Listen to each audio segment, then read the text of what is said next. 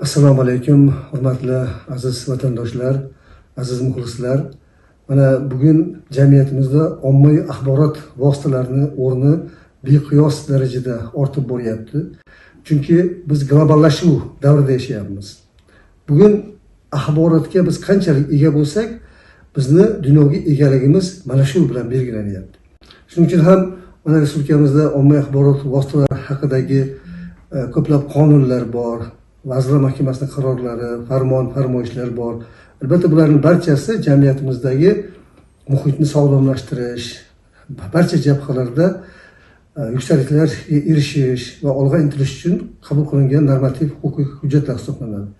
Bu borada mana biz Axskent xalqaro ilmiy tadqiqot jamoat birlashmasi olimlari ham ijtimoiy tarmoqlarda, xususan YouTube, Instagram, Facebook, Telegram tarmoqlarida tashkilotimizning o'zini ommaviy axborot vositalari orqali chiqishlarini tashkil etishni rejalashtirganmiz.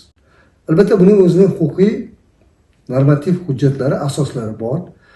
Bevosita biz ommaviy axborot vositalari haqidagi respublika qonuniga tayanamiz. Shuningdek, Axskent xalqaro ilmiy tadqiqot jamoat birlashmasining 2019-yil qabul qilingan Adliya vazirligi tomonidan tasdiqlab berilgan ustavining 3-bandida tashkilot barcha tarmoqlarda o'zining ommaviy axborot vositalarini ta'sis qilish vakolatiga ega ekanligi, bunga huquqi bor ekanligi ko'rsatib berilgan. Mana bizni jamg'armamiz tashkil etilganiga bir necha yil bo'ldi. Orada juda ko'p ilmiy tadqiqot ishlari, yangiliklar qo'lga kiritildi, amalga oshirildi. Endi bu erishilgan yutuqlarni, yangiliklarni, olib borilayotgan ishlarni ilmiy jamoatchilikka, xalqimizga yetkazib borish bizni oldimizda turgan dolzarb vazifalardan hisoblanadi. Bu bizning birinchi ko'rsatuvimiz, dastlabki chiqishimiz. Biz mo'ljallanganmiz, nasib qilsa keyinchalik ko'rsatuvlarni rang-barangligini, turfa xillarda, ilmni barcha jabhalarida mavzuga oid, sohamizga oid masalalarni yoritib borishni biz rejalashtirganmiz.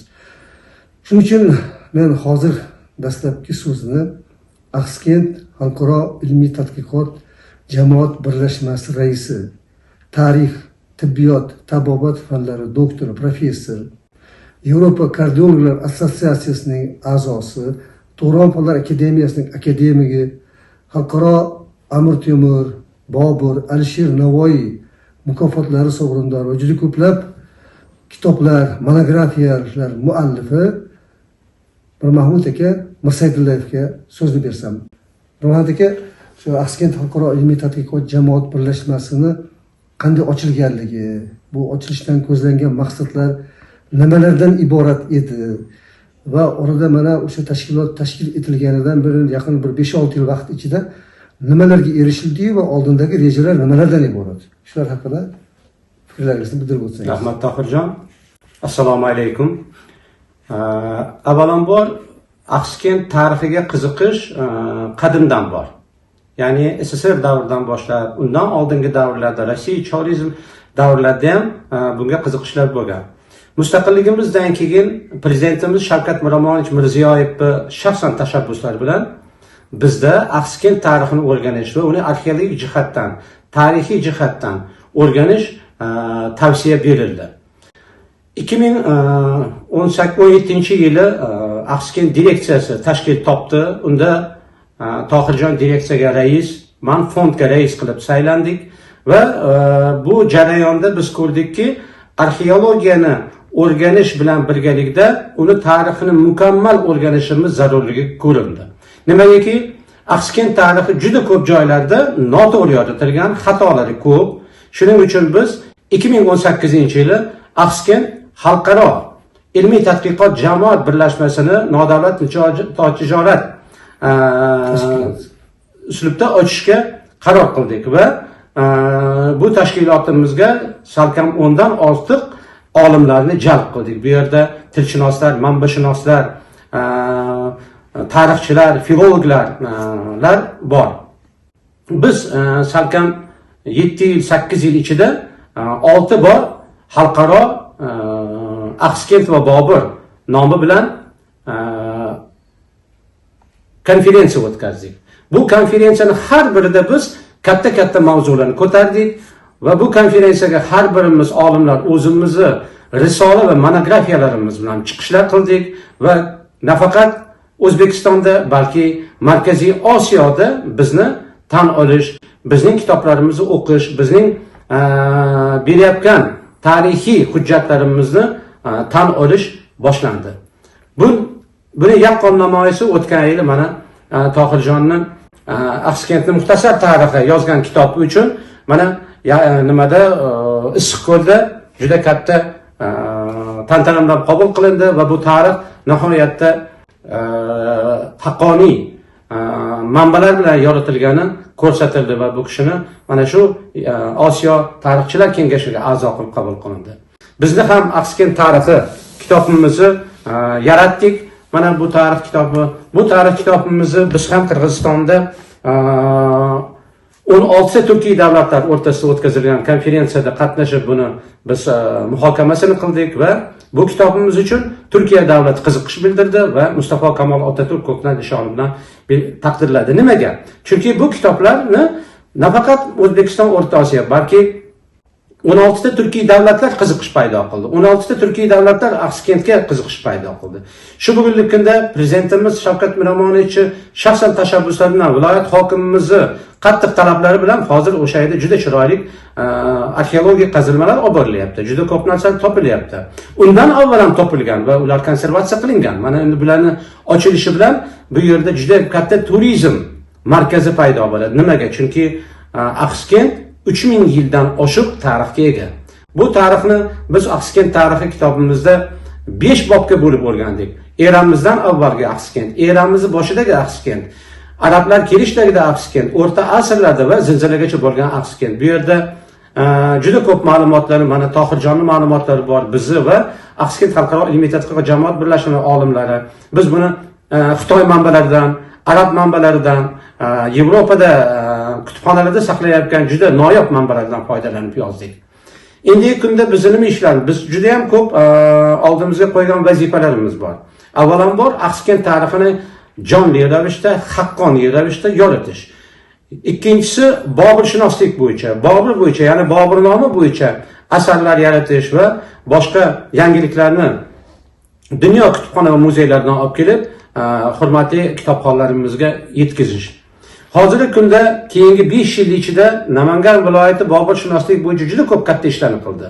5 yil ichida 2 ta fan doktorligi va 10 ta fan nomzodlik dissertatsiya yoqlandi. Bu juda ham katta gap. Bu boshqa joyda bunaqangi bir ilm, Boburga bo'lgan ilmiy yo'nalish, ilmiy qarashlar bu darajada rivojlangan emas. Ya'ni Namanganda bu narsaga yat. Hozirgi kunda yana 2 ta aspirantlarimiz, doktorantlarimiz himoya arafasida turibdi, ya'ni Boburshunoslikni bo'yicha.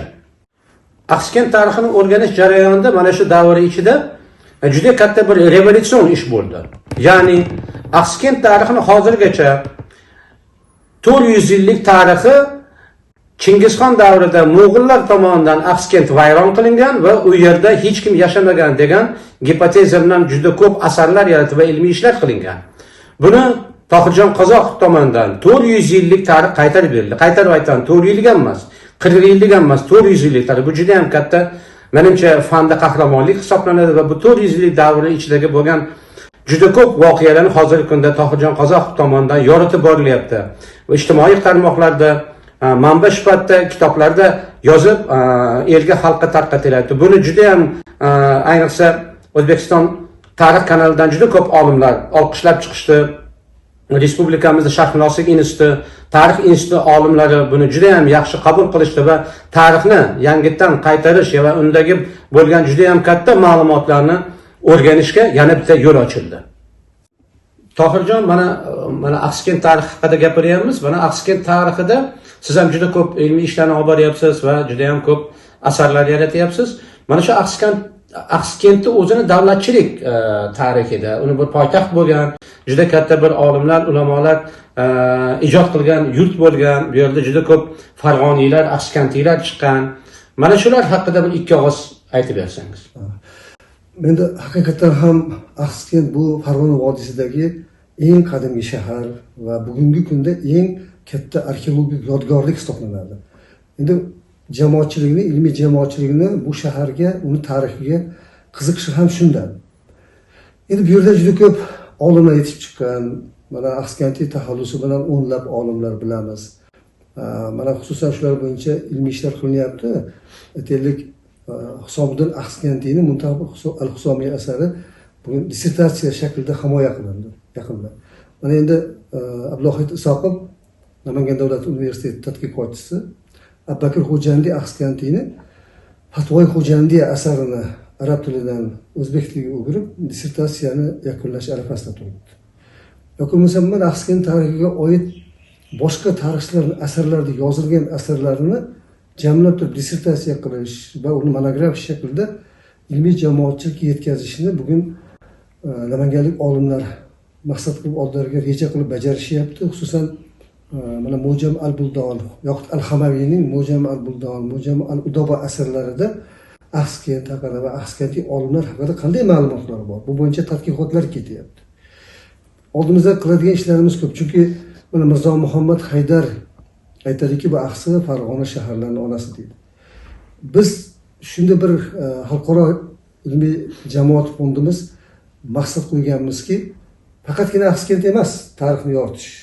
Bu Axskentga bog'langan qal'alar, shaharlar, yo'llar, Axskantiy olimlar, umuman shu shahar haqida yozilgan asarlar u xorijda bo'lsin. Masalan, Nicholas Witson Ost-India kompaniyasini, Gollandiya kompaniyasini direktori bo'lgan inson. Amsterdam shahrining meri 17-asr boshlari Axskent tarixiga oid asarlari bor, 13 tomli asari bor.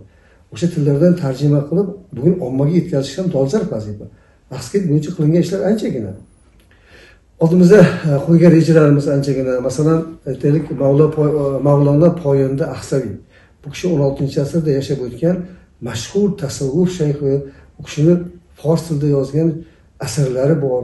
Bularni tarjima qilib, bugungi O'zbekiston ahliga, jahon ahliga yetkazish ham bizni ilmiy tadqiqot jamoat birlashmamiz olimlarning oldida turgan vazifalar. Shuning uchun ham bizni tarkibimizda arab tilini, fors tilini, fransuz, nemis, ingliz, rus tilini, yoki bo'lmasam turk tilini yaxshi biladigan, hind tilini biladigan mutaxassislarimiz bor.